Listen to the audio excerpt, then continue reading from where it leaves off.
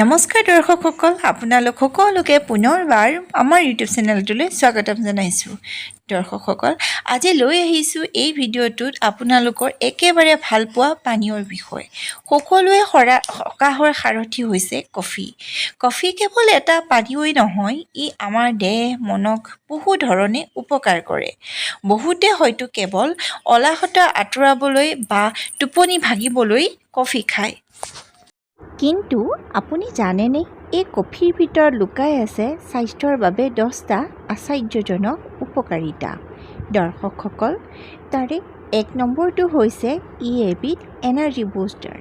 Coffee খালে মুহূৰ্ততে আপোনালোকৰ অলাহতা আঁতৰাই দিয়ে আৰু আমাৰ মন শৰীৰ সক্ৰিয় কৰি তোলে।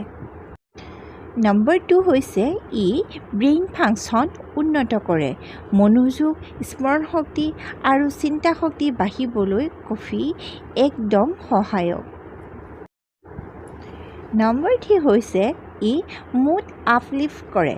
যদি আপোনালোকে ডিপ্ৰেছনত ভুগি আছে বা মনটো যদি হতাশাৰে ভৰি আছে, তেন্তে ইয়াৰ ফলত আপোনালোকৰ মন আনন্দিত হ'ব।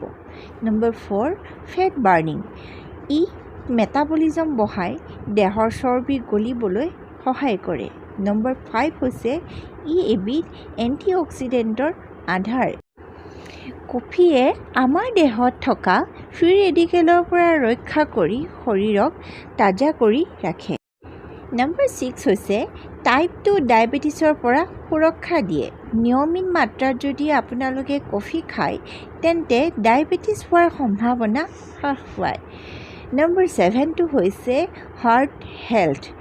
ব্লাড চাৰ্কুলেশ্যন ভাল কৰি ই আমাৰ হাৰ্টক সুৰক্ষা দিয়ে। নম্বৰ 8 হৈছে ই লিভাৰক প্ৰটেকশ্যন দিয়ে।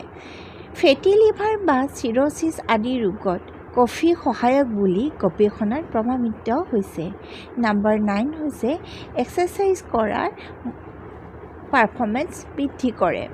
খেলা বা ৱৰ্কআউটৰ আগত যদি কফি খায়, তেন্তে ই আপোনালোকৰ এনাৰ্জি আৰু এণ্ডুৰেন্স দুয়োটাই বৃদ্ধি কৰিব। কফিয়ে মানুহক দীৰ্ঘজীৱী কৰি তোলে।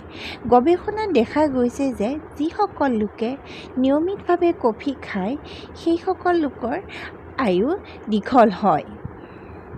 প্ৰিয় দৰ্শকসকল, অৱশ্যে মনত ৰাখিব, দিনটোত 2 বা 3 কাপৰ কফি যথেষ্ট।